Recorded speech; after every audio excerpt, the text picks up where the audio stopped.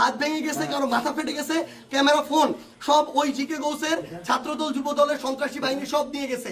এবং আমাদের একজন ভাইয়ের চোখে রড দিয়ে যখন গুঁতা মারছে, তার চোখ বের হয়ে আসার মতো অবস্থা, আরেকজনের মুখে রড দিয়ে বাড়ি মারছে। এই ভাইদেরকে এবং উনি আমার জেলা সেক্রেটারি এনসিপির, উনি একজন ভাইকে বাঁচাইতে গিয়ে রড দিয়ে উনার এই কনুই ভেঙে শেষ করে দেওয়া হয়েছে। আপনারা একটু কাছে নিয়ে আসেন, আপনারা যদি দেখেন যে এখানে উনার হাতটার কি অবস্থা হয়েছে, এই জায়গায় মানে এটা ধরার মতো কোনো অবস্থা নেই। এখানে মাথায় এই যে রড দিয়ে প্রত্যেকটা জায়গায় বাড়ি মারছে।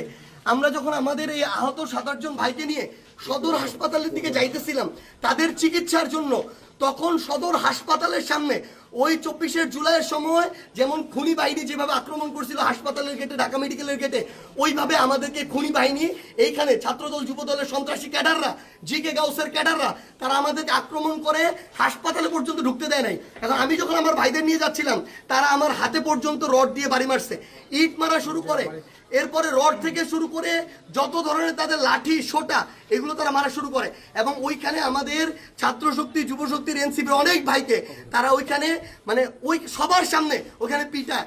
এবং আমরা এখানে পুলিশ দেখলাম, আমাদের সামনে থাকা তো দূরের কথা, আমাদের সাথে থাকা তো দূরের কথা, এত বড় হামলার পরে তারা পিছনে দাঁড়ায় দাঁড়ায় নাটক দেখতেছে। এই ছিল অবস্থা।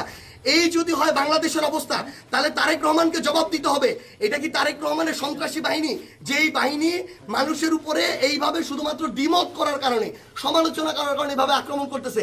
সালাউদ্দিন আহমেদকে জবাব দিতে হবে। তারা কি এই জিকে গাউসদেরকে এই সন্ত্রাসী কার্যক্রমের ঠিকাদারি দিয়ে রাখছে কিনা, এর বিচার না হওয়া পর্যন্ত আমরা হবিগঞ্জে আছি। যদি পারে আমাদেরকে মেরে ফেলবে, এখান থেকে প্রয়োজনে আমাদের লাশ যাবে, কিন্তু এর বিচার, এর জবাব তারেক রহমানকে দিতে হবে।